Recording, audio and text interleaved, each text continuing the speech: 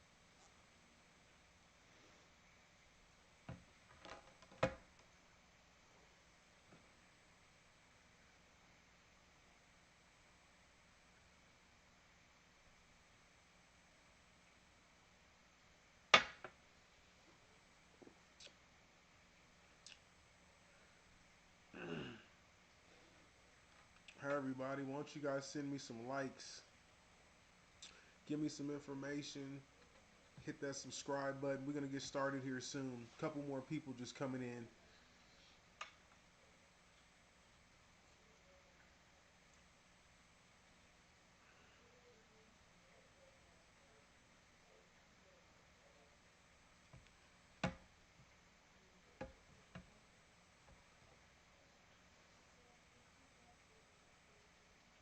I want to welcome everybody for coming into my room and having this discussion with me. I have some giveaways that I'm gonna do here in a little bit, but I want to wait till everybody starts coming in. I'm gonna give you guys a little bit of background about myself.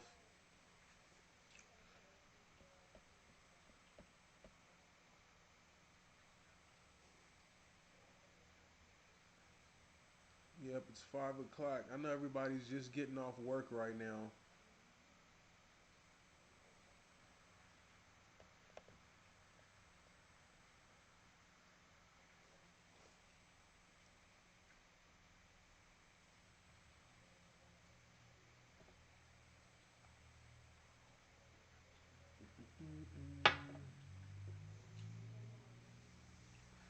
So man, what does everybody think about what's going on in politics right now? I really don't want to talk about it, but since we have a couple minutes to spare and there's not too many people here to get their feelings hurt yet, you know, please leave me some chat and some comments on that. It's pretty interesting what's actually going on if you're looking at the news and stuff like that, keeping up with it.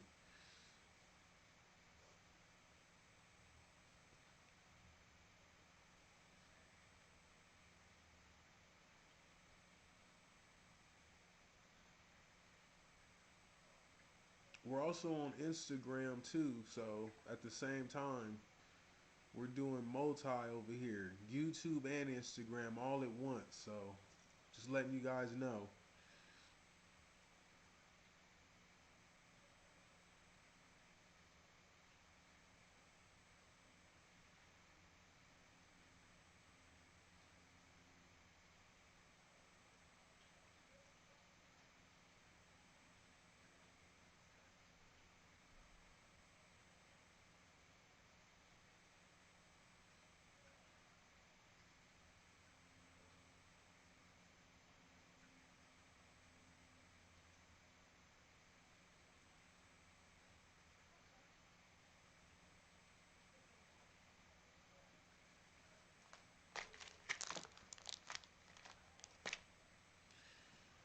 So I'm just gonna go ahead and get started. There's people starting to come in. They're in and out and in and out. So um, I just want to let you guys know my name is Perry and I'm Elevated Waters TV.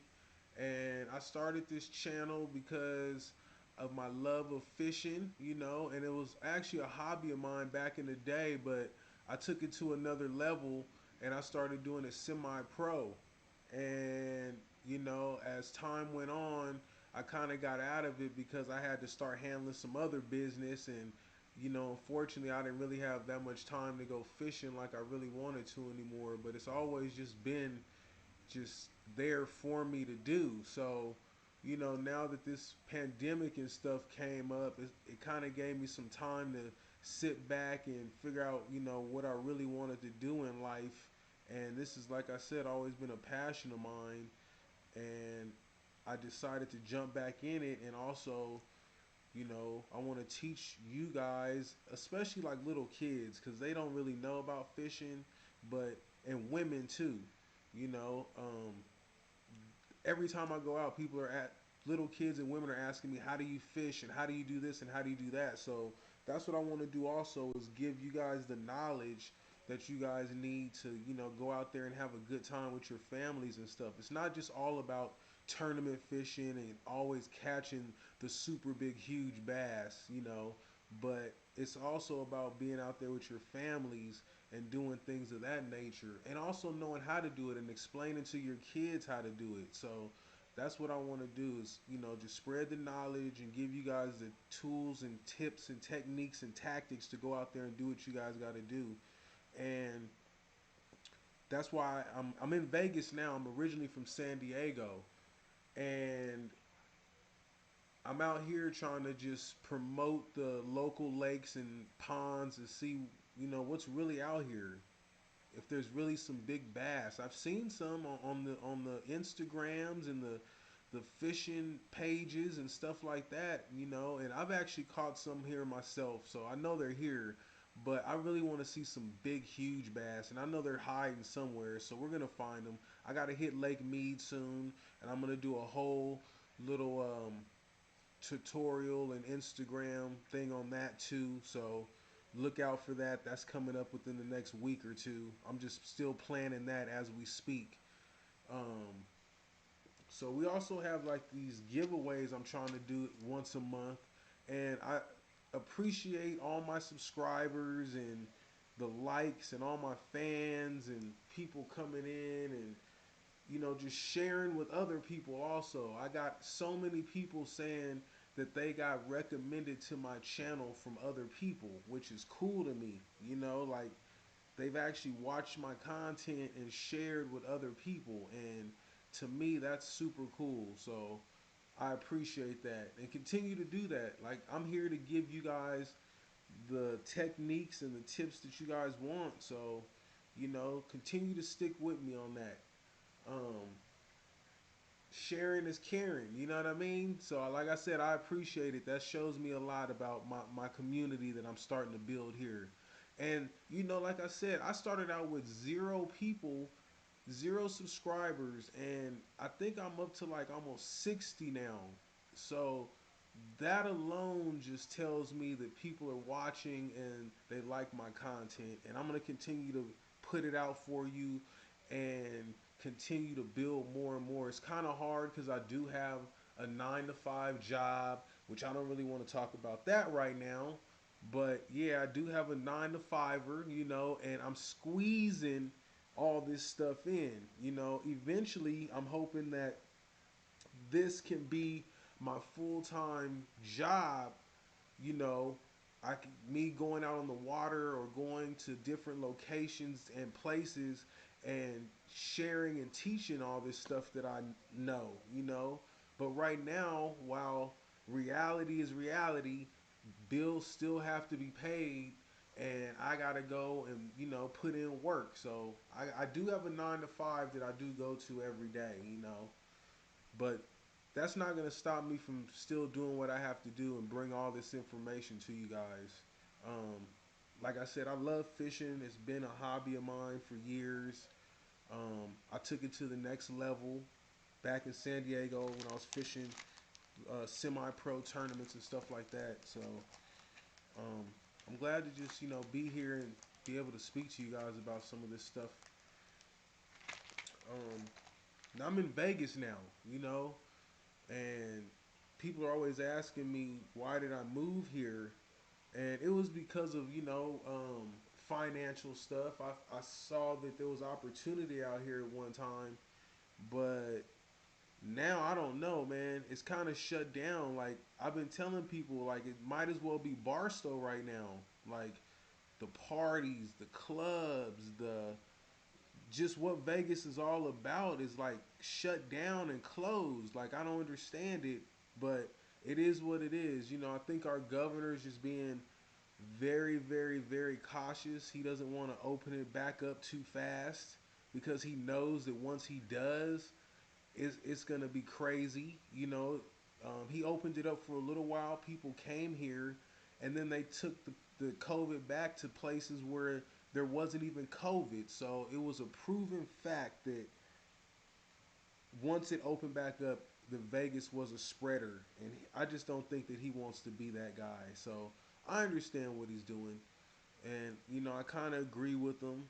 We just have to change up our game plans and figure out new ways to make money now. You know, the old Vegas way of the casinos and the bartenders and the strippers and all that crazy stuff. Um, Unless the foreign tourism comes back, I don't see it opening up anytime soon at all. So, you know, that's a whole nother situation to talk about. But please, I want you guys to leave some comments in the comment bar. You know, we could talk about anything. This is my time, but it's also your time. You know, just any comments, any suggestions, you know, let me know. I'm here for you guys. I was going to get into some of these lures that I got for the giveaways. This is actually one of my favorites. It's the Rapala Deep Diving Slash Bait. And like I said, this bait right here, for the cold water, it's almost unbeatable. Um, it cranks down to, this one goes between 6 and 15 feet, and you know I like to throw these on fluorocarbon, anywhere between 12 and 14, 15, 16 pound, you know, in there, and it gets down deep to where the bass are in the cold winter days. And you know it's a jerk bait, so you know you just do your jerk bait repetition slash slash, and it comes through pretty nice. And I like this color also. um, it's a nice natural color, so it should work in all the western and southern lakes in the US. I also got some of my favorites, the Gary Yamamoto Sankos. And this is that June bug color. You know, this is good for pretty much the little darker watercolors. And, you know, for the cold water, I like to go weightless on these and just throw them out there, and they just sink very, very slow. You know, it's something that these slow cold water bass will try to attack since it's not moving too fast. But I really do like these. They stay on the hook longer than a lot of your other stick baits. Um, that's why they're so expensive, you know.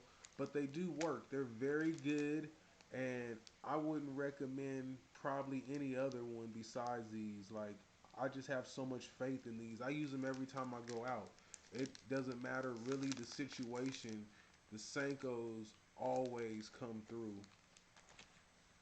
And let me see what else I got over here for you guys. I got a couple blade baits. Now these blade baits are very interesting. These are the Cabela ones, and I started using blade baits a few years ago, and mostly in the winter time. Like, I have heard of people catching them in the summertime also on blade baits, but it's mostly in the winter time. And what I like to do is throw these out and do a very, very medium to slow retrieve on these. Now you do have to keep a good cadence on them because, as you notice, they do have hooks on the bottom. So you don't want to get them too deep and get them caught on the bottom, you know.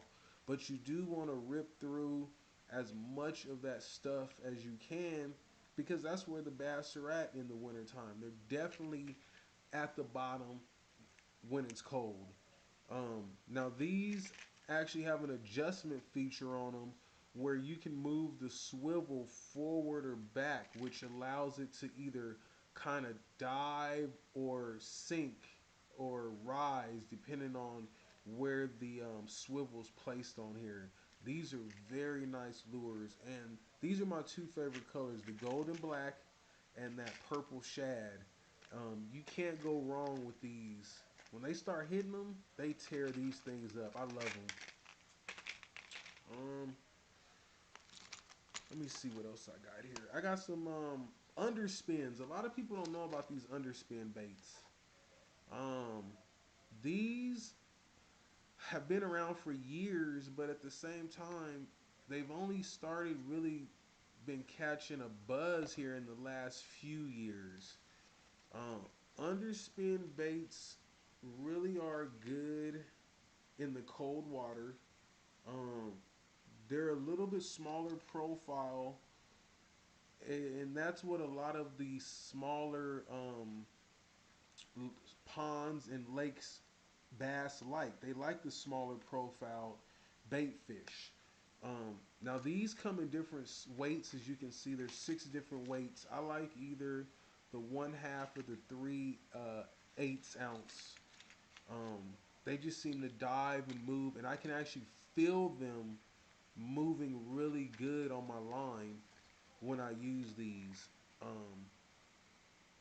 I really do like these colors also. The chartreuse is for the darker water, and this natural shad, I think is what it's called, the bait fish. Yeah, natural shad. I like it in more clear water situations. You can't go wrong with underspins. I like these weights, man. I'm telling you, like, I'm just looking at them and I'm wondering, should I go and get a couple more for myself, man? Like, these are some good, man. Gosh. And then, of course, one of my favorite techniques to use in the wintertime, well, really any time, is drop shotting. And from the drop shot, a lot of times I like to use creature baits and also straight tail worms, which I have some here for you guys. These are the Aaron's Magics, um, oxtail, Robo Worms. Um, these are my favorite worms to use when I'm drop shotting. I've caught numerous big bass on these, It's just something about the motion. They're salted worms. They have a little bit of salt on them, and I like the 4.5 inch straight tail version of them. They always seem to produce when no other lure can.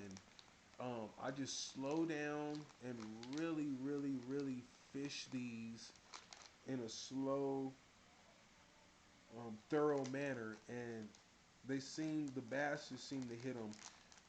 You can't go wrong with this company either. Robo Worms have been around for a while, and I found out about them in San Diego from one of my local tackle shops down there. They recommended me to start using Robo Worms because I was just using the Berkeley Power Worms all the time and those things, and they were producing, but then I always noticed that these were sold out on the shelf, and I asked about them, and like they said, why don't you give them a try and see what happens? So I took them out, and I guarantee you, it's almost a 3-to-1 catch ratio. And like I said, maybe it's the profile, maybe it's the way they move underwater. I don't know. I'm gonna probably have to do some videos on that coming up, to let you guys know what the difference is, but I do know that Robo Worms really do produce. So those are like the lures that I've picked out. Went to Bass Pro Shops. Hopefully you guys saw my other video on me going there and picking out these lures for the giveaway. And a lot of people have commented on those videos, which I definitely appreciate. You guys just don't know how that helps me out, you know, in the long run. It really does. And like I said, I appreciate it. So these I'm gonna give away here in a little bit. I already have a few names that I've pulled out of my hat to give away, and I'm just gonna read them off. I was waiting for more people to get in here so they can maybe hear their name being read and stuff like that, but I understand people are just getting off work, and more people are coming into the room, and I appreciate that. Like I said, just leave a comment in the comment section on maybe a topic you guys want to talk about. I had somebody ask me what kind of is my favorite fishing reel. Is it gonna be a Baitcaster, which is one of these? A lot of people don't know, but you know, I'm an instructional channel, so this is a Baitcaster, and this is a spinning reel. So this is the difference, you know, when we're talking about spinning reels, and this is the Baitcaster. Your Baitcaster is going to be used for your more heavier duty stuff. Um, it's your power, your workhorse. I use this a lot for cranking, flipping. Um, I mean, I'm usually having a Baitcaster in my hand probably 75% of the time. Um, Not to say that the spinning reel can't really do everything that the Baitcaster can, but the Baitcaster is just a little bit more made for the workhorse situation. The spinning reel is more of a finesse situation. When you have to throw the lighter worms and the lighter jigs and the lighter crankbaits and stuff like that, you really want to hone down and get you a spinning reel. I always carry one of each with me when I go out. Everywhere I go, I have either a Baitcaster, not either, but I have a Baitcaster and a spinning reel. Like there's different situations for each one, and if you're gonna do a lot of bass fishing, you're really gonna probably have to just get you both. You really do. Um, I teach first how to use the spinning reel because they're the most common, and honestly they're the easiest to use to for a person who's never fished to go out and use. One of my best friends hadn't, you know, his technique wasn't up to par and stuff like that, and he started going fishing with me, and I put him on one of these spinning reels, and he's been doing excellent. He hasn't been messing up. Like, this is like a good training reel. Now I'm gonna bump him up to this Baitcaster. You know. Now the thing about Baitcasters is they have all these settings and stuff on the sides, and depending on the weight of the lure and your line and what you're trying to do, it can kind of be confusing and a hassle. Um, and also, if you don't get it just right, you will definitely get line nests or bird nests, and that's usually they're also called backlashes. But that's when the line keeps spinning, and then this thing just frails up with the line, and you have to sit there for about 10 or 15 minutes if you don't know what you're doing to try to get the line out. I've seen people just cut the line and just give up because the line backlashes were just too much for them to figure out. So they just cut the line. And, you know, there's always a way to get the backlash out. You just have to take your time. You can always get it out. If it got there, it can get undone. You understand what I'm saying? So never give up. You just have to learn how to do them. It's a slow, methodical situation when you're trying to get backlashes out. But like I said, I actually like bait casters over spinning reels. If I'm gonna have to say pick one to have all day, I'm gonna take the bait caster. And you know, a lot of people might think otherwise. They might take the spinning reel, you know. And if you feel that way, leave it in the comment section. Let's have a debate on that. You know. Let's see here. We can also get into different lines right now because somebody was asking me that also.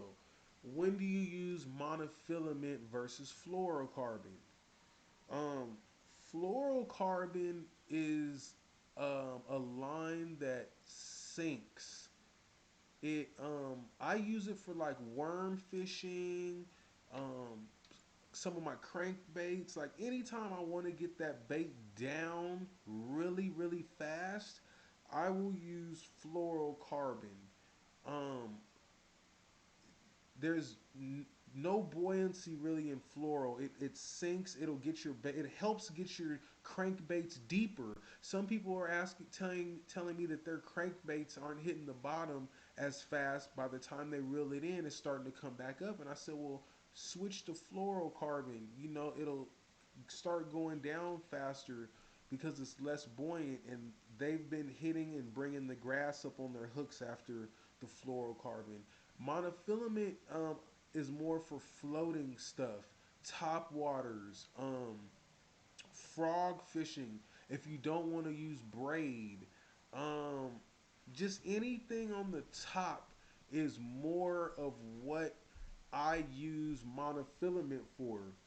Um, Now, as far as strength goes, I'm gonna say that they're all pretty much. They're both pretty much as strong.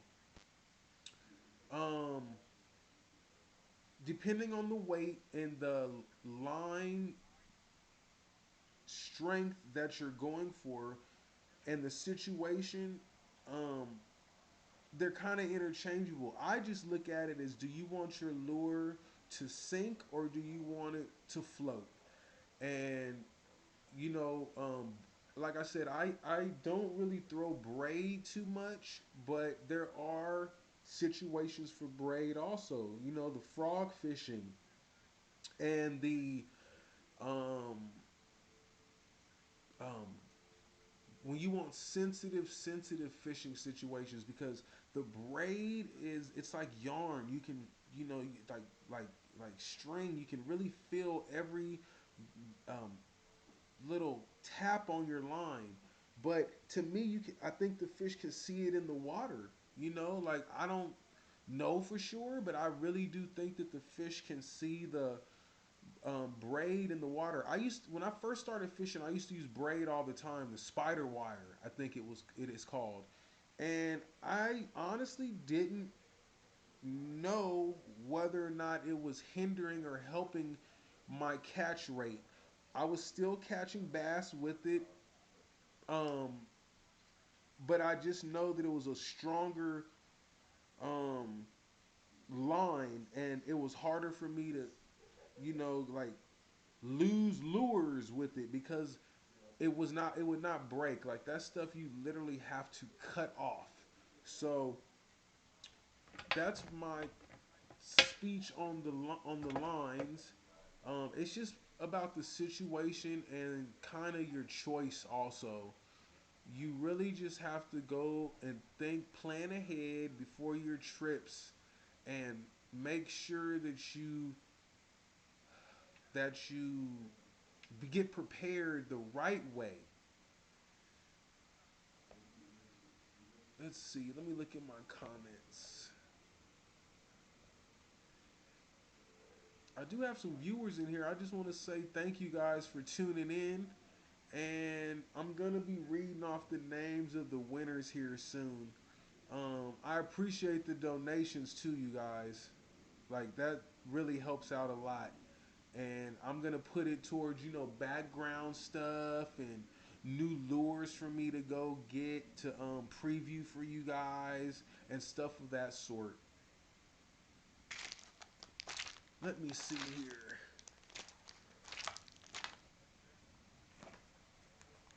I'm trying to think about what other stuff I could talk about because we're doing lines right now.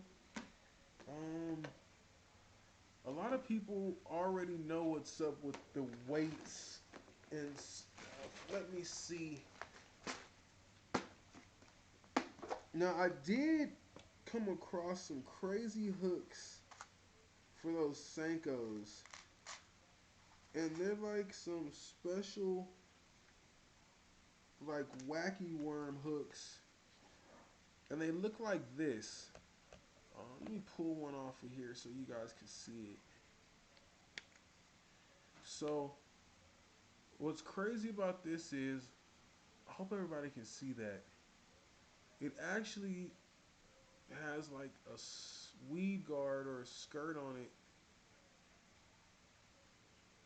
and that's how that looks, just like that. It's pretty interesting actually, and I've been eager to get back out on the water to see really how the hookup rate is with these, but they seem like a good, nice, sharp hook, and they're perfect for what I like to use them for. I always use a kind of bigger wacky rig hook. Well, let me see. I guess they are about the same size. Yep, they are about the same size. And this one's actually red. Some people they believe in these red hooks. They will not go fishing unless they have a red hook. And because they say it mimics blood in the water and the fish attack the blood, which could be true. I don't know for sure. But if you have some info on that, if you could drop a comment and let me know what you think about that topic, please do so. But those are some hooks that I'm really interested in trying. Let's see here. There's been a lot of news in the bass fishing world. There's a new bass boat out. If you're into bass boats and stuff like that, the 2021 stuff is all out and people are all showing it off online. Let me see. So let me see. Should we get into these giveaways right now? I think it's time that we look into that. Let me see.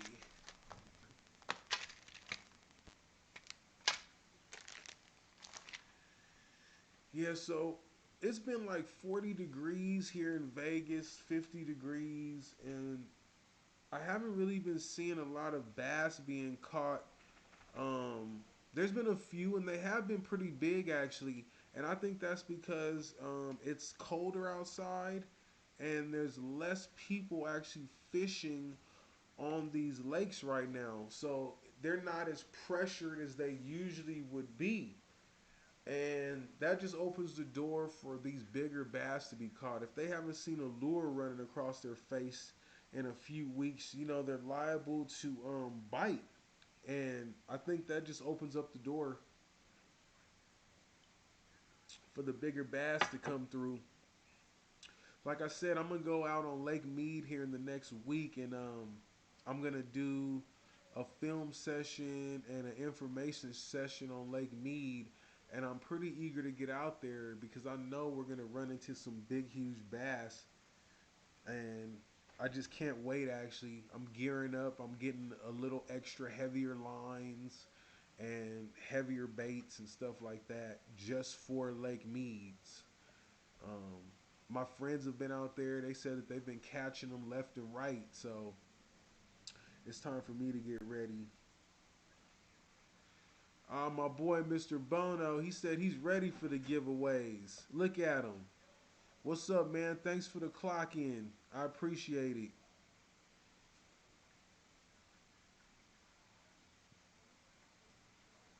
Yeah, buddy. See, like I said, man, I got friends and everything. They watching and keeping an eye on things, and I appreciate that. I appreciate all my supporters. I'm just gonna try to make all this content for you guys and keep it coming. That's all I can do, and everything else will fall into place. Hopefully, you know. Let's see here. I've also, because it's winter time, people have been asking me what kind of swim baits, because swim baits are some of the winter's most used lures. Like this one right here straight mimics a rainbow trout. They pretty much all mimic or supposed to mimic rainbow trouts. Let me see if I can get this off. Look at that thing. So when they stock these local ponds right now, the rainbow trout are what attack the bass and the bass eggs. So the mama basses, they like to attack these guys. And I like this one right here. This is one of my favorites. Spro also makes one. I rarely use it, but a lot of you guys have probably seen it. It's the Spro signature swim bait, the BBZ ones. And I like the slow sinker models. I like anything slow moving around this time. This is the slow sinker. Um, I've caught many bass on this. And like I said, as you notice, they're both mimicking that rainbow trout pattern.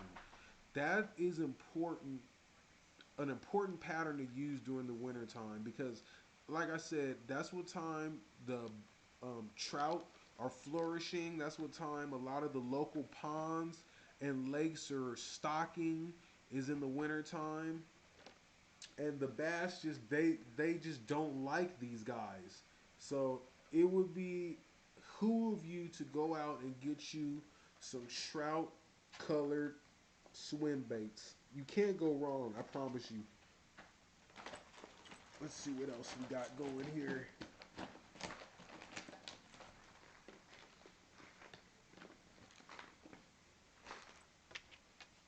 Yeah, I can't wait to go to Lake Mead. I'm gonna go out there with probably about 8 or 9 poles with different stuff on them, and I'm gonna have a whole write up, and I'm gonna have film for you guys on all that stuff.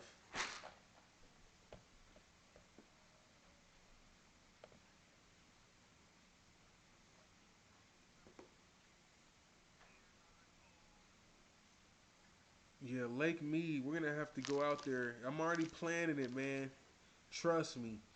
It's in the works. I just gotta work these next couple days, and then we're gonna hit that up, and we're gonna knock that out because it's been in the works for a minute. My boy Rod, you know, I hit him up a few months ago, and he's already had the boat out there waiting for me. So you know, it's just on me to get out there and hit it up and hit up all them hot spots.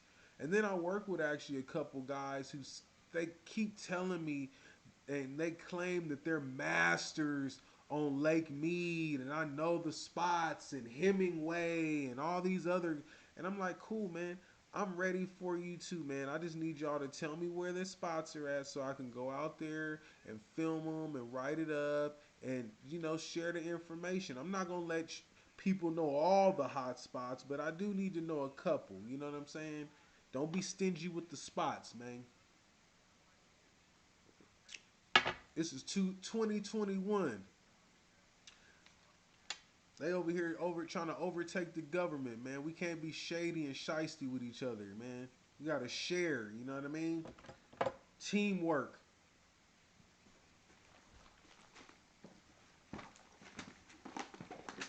So, what are your guys' favorite lakes around Vegas or around period? What state are you guys from? I got some viewers in the room. Where's everybody from? Why don't you guys go and leave a comment in the comment section and, you know, we can continue this conversation. I'm about to do these giveaways here. I know everybody's ready.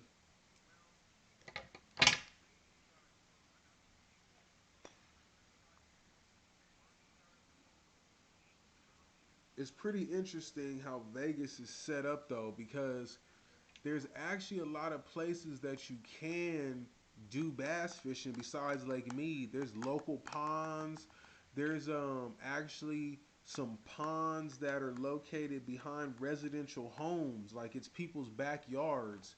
And actually that is the place where I need to quote unquote sneak into to go get you guys some footage. It's like a private housing community, and every time people go there, including myself, to go fishing, the security guards run us out of there. And I understand it is a private, you know, place, but for somebody like me who's just trying to, you know, give demonstrations and tips and tactics on how to catch the bass and stuff like that.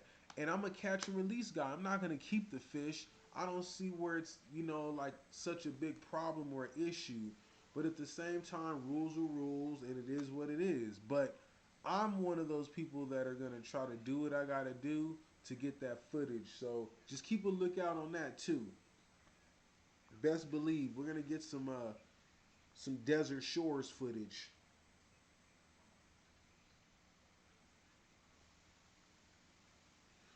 Yeah, a lot of people are going to the spring preserves, and I don't want to do that either because I heard that it's not really a place for you to be fishing at.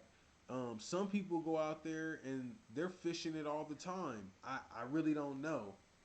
Um, but I don't want to go out there and, you know, have the game warden harassing us about fishing and stuff. I'm trying to do everything the right way. You know, back in the days, I wouldn't even cared. I would have just went out there and got the footage and been yelled at and all that stuff. But I'm trying to do stuff in a different way, in a different manner, if you understand what I'm saying.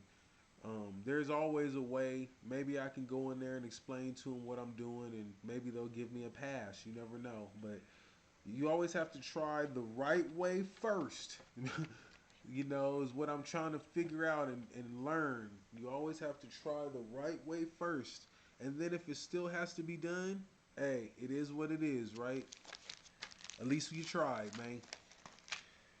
So, yeah, always catch and release. That's another thing. Um, I see a lot of people catching these big bags of bass. I'm talking about 10 and 15 largemouth bass. And I mean, to each his own. You know, I've eaten a bass before when I was younger, and they're cool. They you know, a fish is a fish. But now that I'm more into the tournament and, you know, the large, huge catch bass type situations, I'd rather just put them back and let them grow up to even get bigger. You know, like take a picture, document the bass, measure it so you can tell your fishing stories. You know, we have iPhones nowadays. Like, there's no reason for you to have to take the bass home to prove to people that you caught them, because a lot of that's the reason a lot of people are actually catching these bass and keeping them. They just want to try to prove to people that they've actually caught these things. And a picture's worth 1,000 words, man. Just take a picture or a video. What's wrong with that? You know, you don't have to keep them in your live well and bring them all the way back to the docks. And I've seen people doing that too, just to show people that they've caught these big, huge bass. You don't have to do that anymore, man. Unless it's a tournament situation, there's no need for people to come in there and just take the bass and take them away from their homes and stuff like that. Just put them back so they can grow back bigger. You know, that's what this is about. Everybody wants to catch that $1,000,000 bass. Hey, what's up? The Funkin' CT is in the house. What's up, man? And it's funny, I'm glad you're here, man. You're actually, I believe, one of my winners, man. Look I got a list right here. I'm not even playing. Look, you're definitely one of my winners, man. The Funkin' CT. I'm gonna send you, or actually, I'm gonna type my link in the comments to where you can send me your information so you can get your lures, okay? Yeah, for real, man. You really won. I'm not even playing. I was kind of waiting on everybody to show up so I can, you know, like hand them their lure. So, you know, hey, my boy Mr. Bono saying, what's up, man? Everybody meet each other. This is the room for everybody to get to know each other. You know what I'm saying? This is family up in here. We're going to do this the right way. So, yeah, let me put that,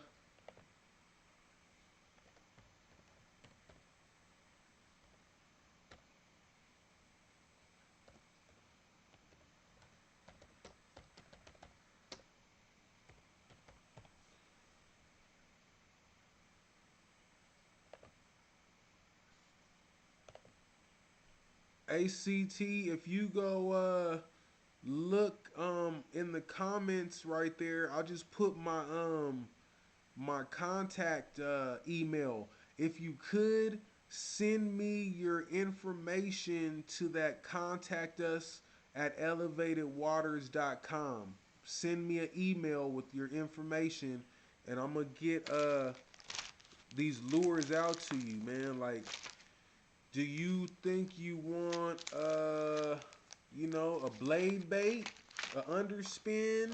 What do you like, man? What kind of lure you think you want me to send you, man? I'm gonna get that out to you tomorrow though. Actually tomorrow's Sunday, so it'll be Monday by the time I get it off. I appreciate you, man, for real. But that's what I'm saying, man. This is what I'm here for.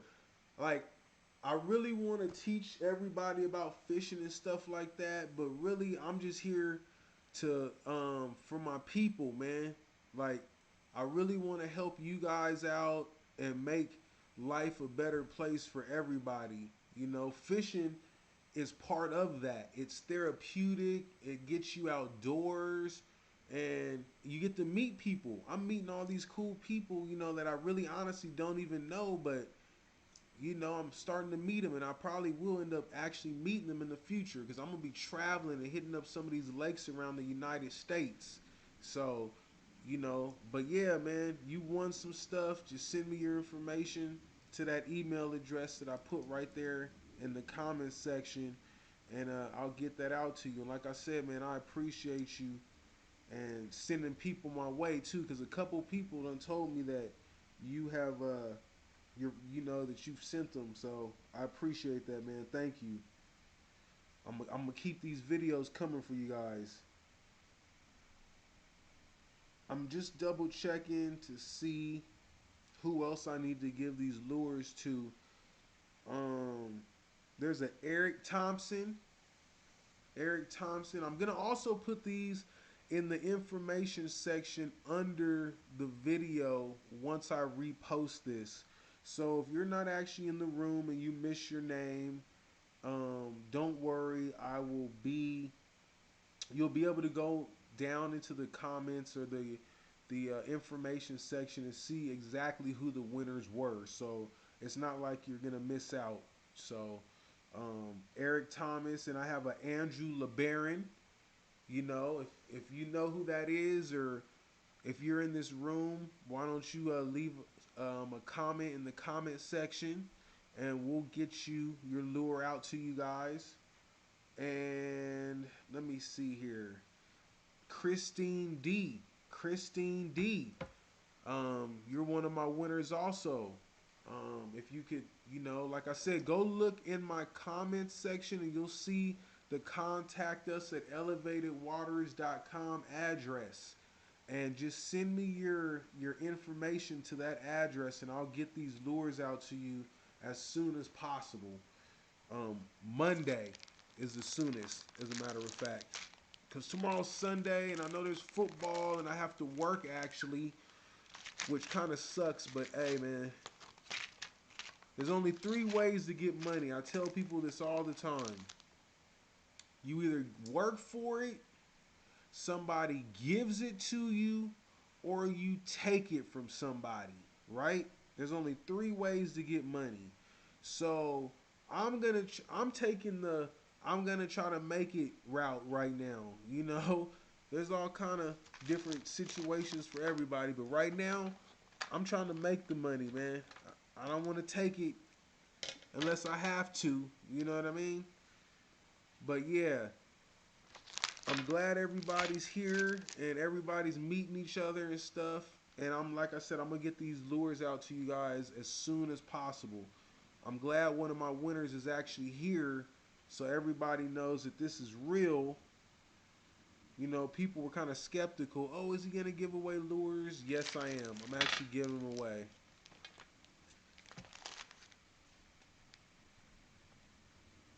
Oh, okay. You want the hard bait? I got you. I got one for you. Don't worry. I'll get that out to you Monday for sure. I got the perfect lure for you. Where are you from? What part? I'm pretty sure it says Connecticut CT, right? But what part of Connecticut? And quick question, what is your watercolor looking like out there? Is it stained? Is it clear? So I know what color scheme of lure to send you. I appreciate you guys in my room. Leave some topics in that comment section. I see he likes the whopper ploppers in the frog. He likes those topwater baits, huh? Okay. I love topwaters. I'm not really a super topwater fisherman. Like, I don't do it all the time. But I do it. It's part of the game. If you're not a topwater fisherman, you're really missing out. I don't know if you guys can see this. Let me show you guys my little topwaters. So, I mean, I have walking topwaters. I have little prop bait topwaters. Man, TD pencils. There's all kinds. And I know you guys know what these are.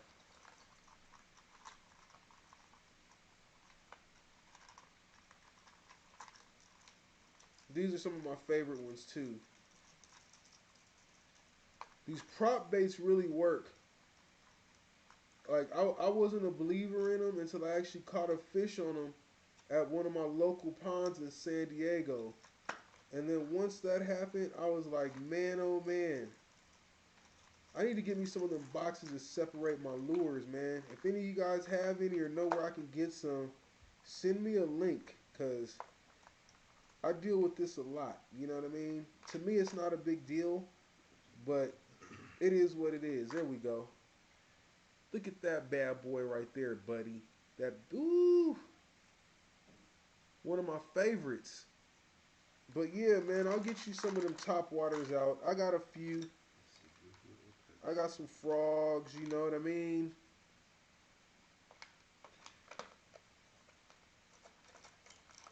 I actually did a review on these Zora Spooks and these Spook Juniors on my fall to winter transition lures.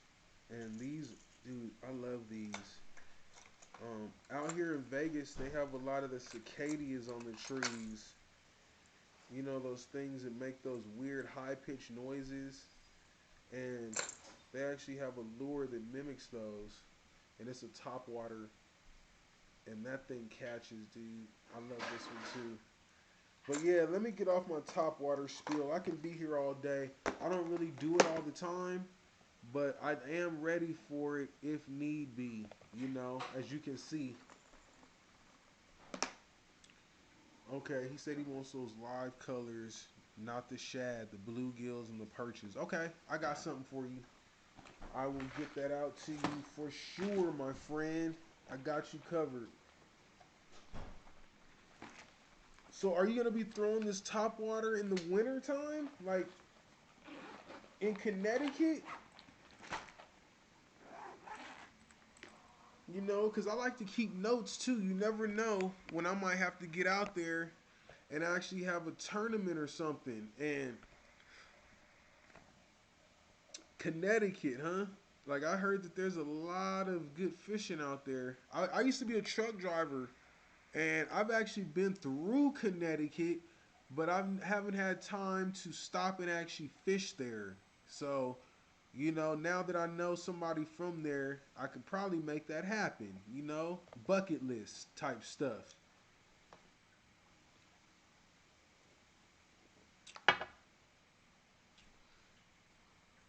Oh man, I just love. I've used to be an opponent of coffee, and I started dieting again because I don't know if a lot of you guys know about my weight, my journey with my weight loss and stuff like that. But one of my most healthiest friends is actually a coffee junkie, and he just gave me kind of a lecture on why I should be drinking more coffee. And the last couple months, I haven't been went full in on it, but I've been drinking more than I usually do.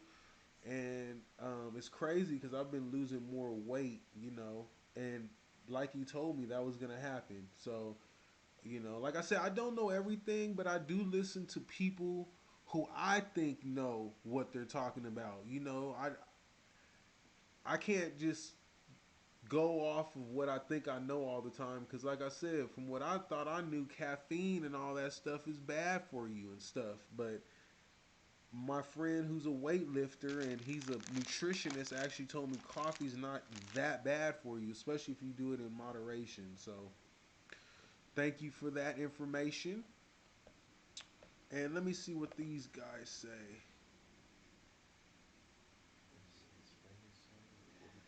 Okay. Yep, the spring and the summer with 40-pound braid. Oh yeah, I don't know if you were here earlier. I think I was talking about fishing line before you got in here, and I was telling them about the difference between um, braid, mono, and fluorocarbon. Um,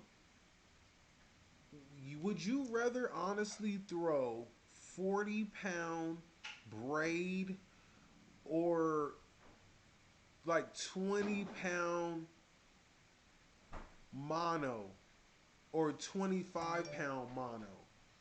And you know, I know that stuff is thick, but why? What significance do you feel that you get from throwing the 40-pound braid? You know, I don't have anything against it. I used to throw it, and I will continue to throw it. But you know, I just want to hear from you, man. You sound like you're an avid topwater fisherman. You know, you came out the box was yelling at the top waters. I want the top water. So, you know, let us know what do you how do you feel about that 40-pound braid? I think I actually what do I have? Because I actually keep some braid just in case for those type situations. I don't keep a lot of it though. And some people say they like to use braid as backing. I guess that's fine too. Let's see here. Actually, yeah, see, now believe it or not, I have this old spider wire and it's 30-pound braid. So, like I said, I do have some in my arsenal for top water, and stuff like that. But I've been kind of using um, this. Let me show you.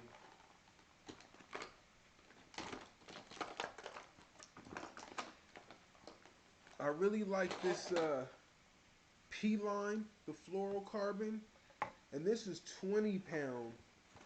And then, like when I'm going deep into the toolies or the stuff, I like using actually 20-pound mono. And now this is Andy's big game line. This is actually borderline saltwater line. It's some thick stuff.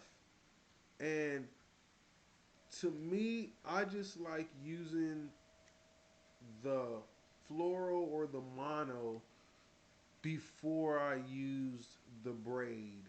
And even for like, my Zora spooks and my top waters, because the braid seems like it gets caught up in the hooks as I'm maneuvering my lure. It just seems like it gets caught up more than the mono or the fluoro.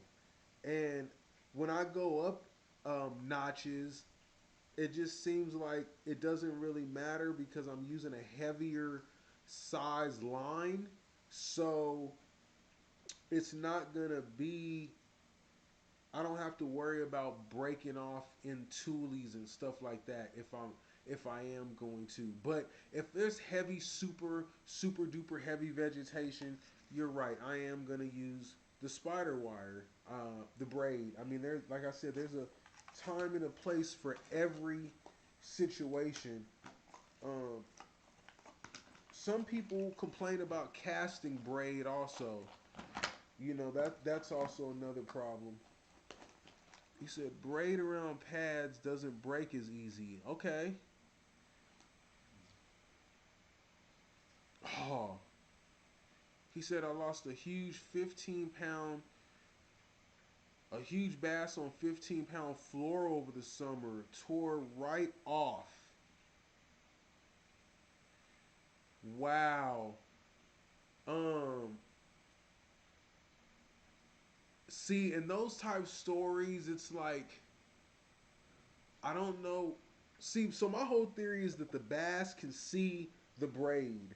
Would that same bass hit that lure if you weren't using that fluorocarbon? You understand what I'm saying? Like, but to sacrifice that bass because of the fluoro, that's sad. And it's a catch 22 on that. I think. Um, when is the line not visible? Because I think that's what really is the key. Like, the people don't like to use braid because they think that it's visible and stuff like that. Yeah, I would have been mad too, man. Like if I would have lost a huge bass because of my line. Um, I actually had some fishing poles that I hadn't used in a while, and I had left the line on the reels. And I actually went out fishing. I forgot. Well, I didn't forget. I was being lazy, and I didn't change out the line. Thinking, oh, it'll be fine once the water hits it. It'll be fine. I had some of that Line Magic reconditioner, and I sprayed it on there. Went out and I hooked up on a bass, and that line snapped so fast. And I knew that if I would have been using braid, no matter how old it would have gotten, that I wouldn't have lost that bass. And I was mad, just like you, for a long time. Too long. But I just don't know. Like, I can only go by my trials and my production, and I just seem to have a little bit more positive production using the heavier fluorocarbon or braid than I do the or mono than I do the braid. And I don't know, like I said, it might do be just because of the way um the fish view it, how it sits in the water. You know that there's YouTube channels on how the line refracts in the water and stuff of that sort. Um, I would have to take a look at some of those and go back and see, but I really just think that that's the only difference, you know. And like that 40-pound braid you're using, I'm pretty sure it has the diameter of like probably 8 or 10 pound. Like this one is 30 pound, 30-pound strength, but it says that it has the diameter of 8 pound. You know, like that is in casting and stuff of that sort, that is tremendous. Like how much less effort you'll have trying to get this stuff out versus the 20 and 30 pound floral or mono.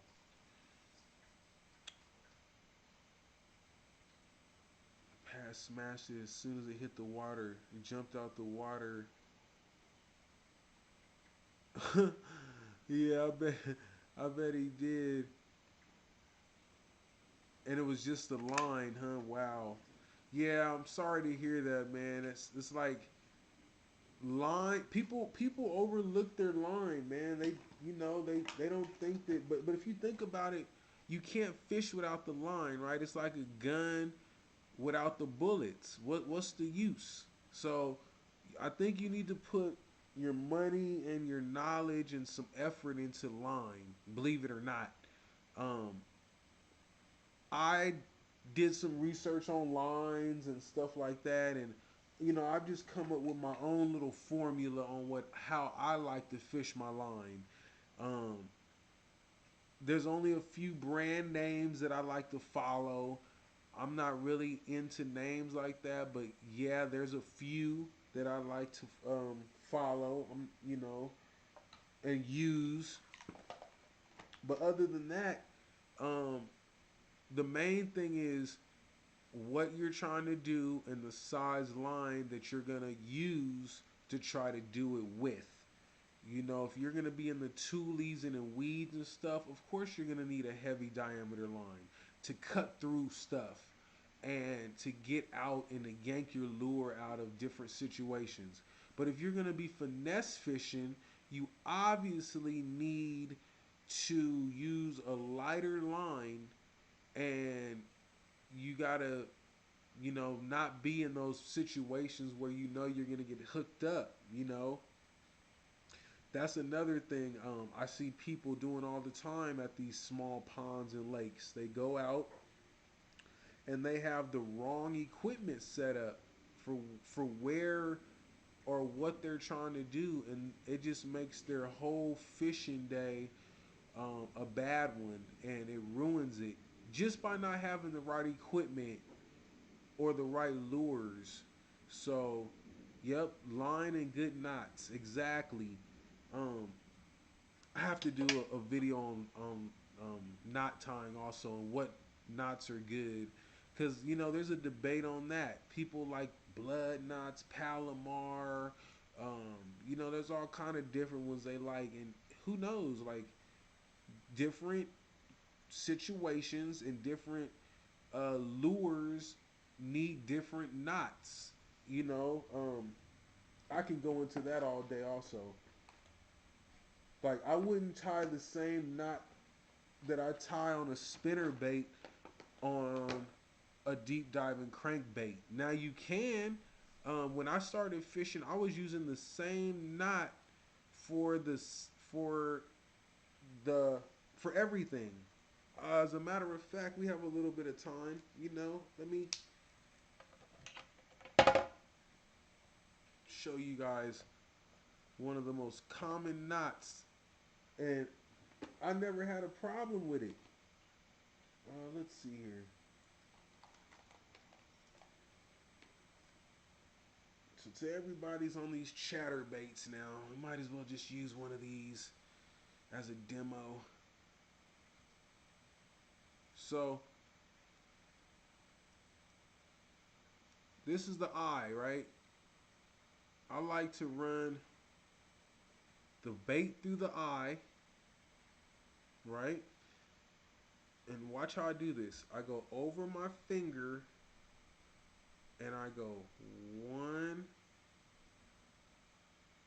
2, 3 turns. I go back up through that hole and back down through this hole. Now this has been a knot. Oh, this has been a knot that I've been using for years, and I haven't had any issues with it at all. Like, it's one of my favorite knots, actually.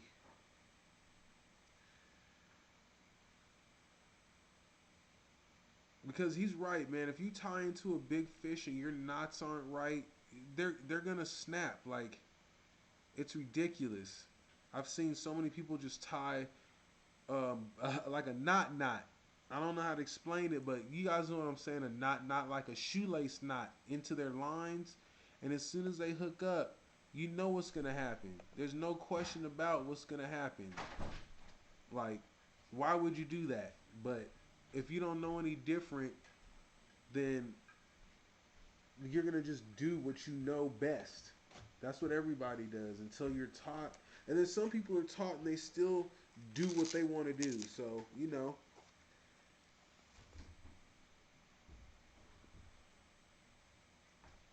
So I'm gonna show you. I'm gonna demonstrate that for you guys one more time.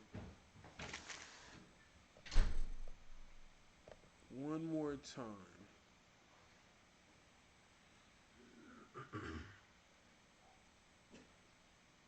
people are gonna ask me, "How did you do that? I didn't see it." Okay, let me give it to you guys one more time. All right. So that was on a chatterbait. Let me give you guys a different view for the people who are gonna rewind this live stream and look at it later. Okay, so everybody knows what this is, right? Skiddo spinnerbait. I'm using a chatterbait and a spinnerbait. But anyways, it's, you know, like I said, let me just do it so it's more. Okay, so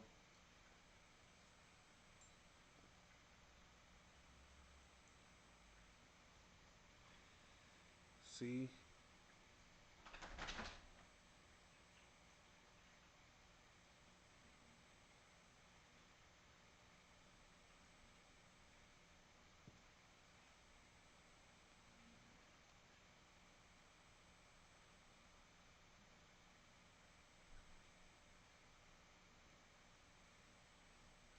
Booyah.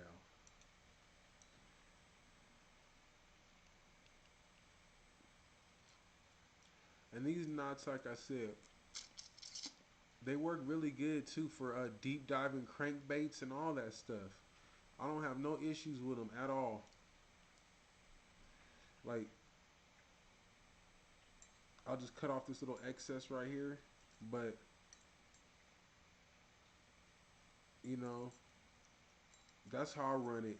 I always put a trailer on my spinner baits too. It seems to attract a little bit more bites at times. You don't have to though. I know people who don't never use a trailer and they fish and hook up just as much as I do. So trailers aren't a necessity at all, but I like to use them just because. But anyways, yep, that's my spiel on knots. All right, man. You have a good night, man. I'll make sure I get that them lures out to you too, man. Thanks for stopping in and watching. I'm gonna get off of here in a little bit also myself, but like I said, I appreciate you, man, and stay in touch. That's what I'm talking about, man. Meeting cool people. You know, sounds like he's a good man taking care of his kids. You know what I mean? That's what this is all about. Gaining knowledge so we can pass it on to the youth, man. I got 2 nephews. I gotta teach how to fish and how to live off the land and stuff like that. You know what I'm saying? Like, this is knowledge that has been handed down from my father, from his father, from his father. So this is generational. Some of this stuff, like they say, it's generational. And this is definitely generational knowledge. But yep, you take care. You have a good day, man. Good night. I know it's late over there too. Wow, I forgot it's 3 hours difference. So it's like 9:30 over there almost. Yeah, you take it easy, man. So yep, I'm gonna make sure that I get these lures out to my winners. I'm gonna put all the links and stuff down below of the winners' names, and I'm going to get these out as soon as possible. Like I said, I have them right here. Plus, I'm gonna dig into my box and pull out a couple special ones. One for my man, the Funk. You know what I mean? He wants one of them top waters, so I gotta go grab him one of those. But to me, it's worth it, man. Like I said, without y'all, there is no me, and that's the least I can do. So let me get that out to him. So this is my first live cast, and it went pretty well.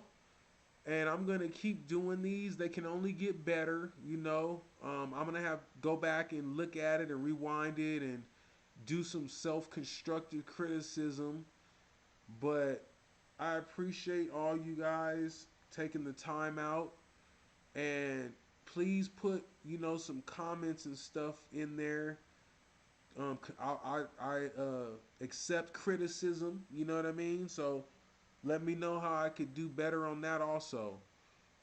You guys have a good night and take it easy, all right? This is Perry at Elevated Waters TV. Please hit that subscribe, the like, the share. You guys know how we do it. And I'll see you guys later. And be watching out for that next video, man. It's coming out real soon, all right? All right, you guys, take it easy.